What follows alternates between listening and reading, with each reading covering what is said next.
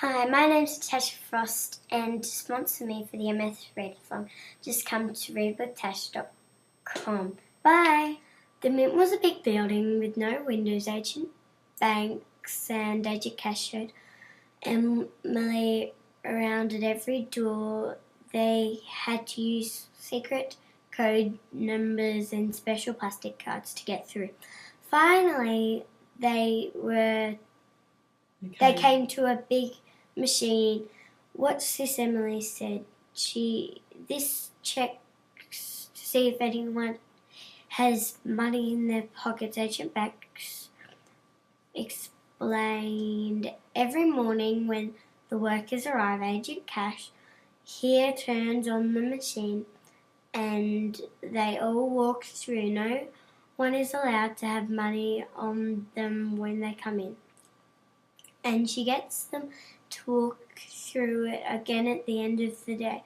So no one could possibly be carrying the money out with them, Emily said. It's getting out somehow, Agent Cash said. We hope you'll see something that will give us a clue about what is happening. With this, Agent Cash handed Emily a broom and took her into where they were making the money. All day Emily kept her head down on her as she swept coins and notes that fell from the moneymaker machine into a big pile. She held her hand on the broomstick so that she could look around at all the people. There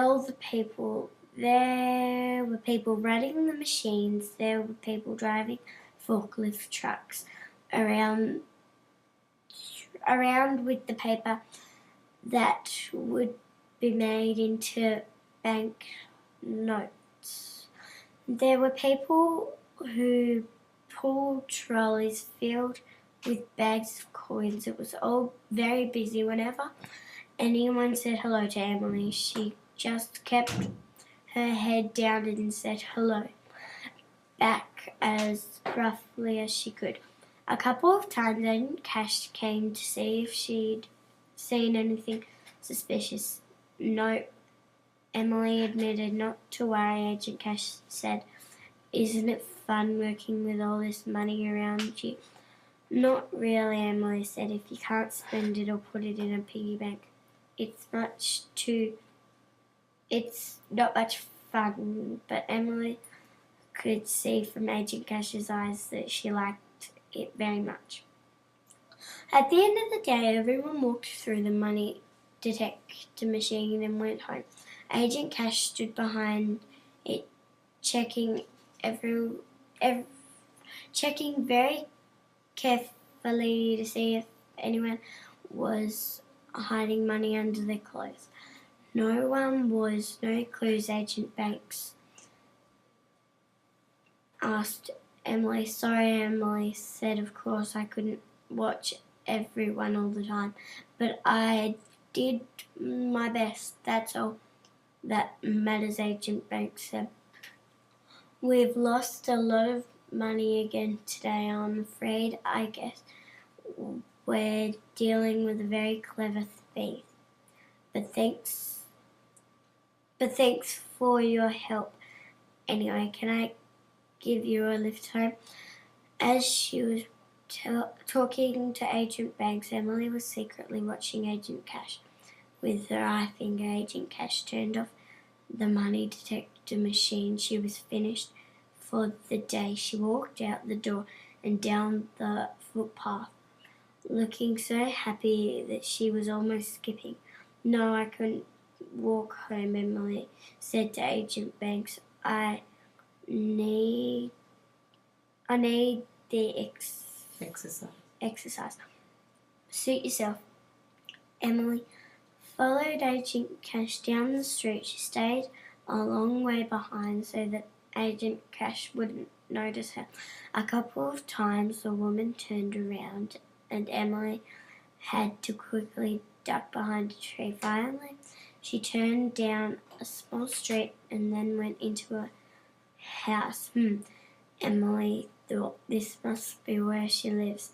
The house looked like all the other houses in the street, but there was something suspicious about it. I know what it is, Emily thought. The curtains are closed, even through the sun. Even though the sun is still up. I wonder what she's hiding. Suddenly Emily heard singing. It was coming from the room at the back of the house. She crept around and heard a strange whirring noise and lots of clinking. Agent Cash's singing got louder and louder, and this is what she was singing. I love money and money loves me. It's money by jelly that makes me feel jolly. And it's money, my gummy, that tickles my tummy. It's money, it's money, it's money for me.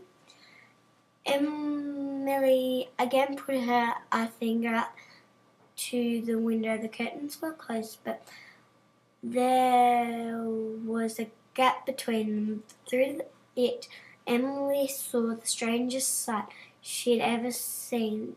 There, in the tiny back room, Agent Cash was dancing all by herself.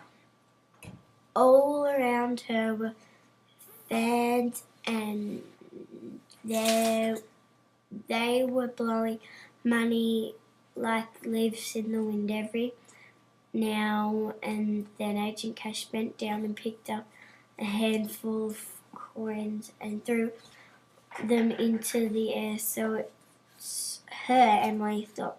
She's the one who operates the money detecting machine, but she doesn't go through it herself. Every day she must walk out with stacks of money in her pockets. Emily was just thinking all these thoughts and not paying attention when someone grabbed her by the hair and turned her head around.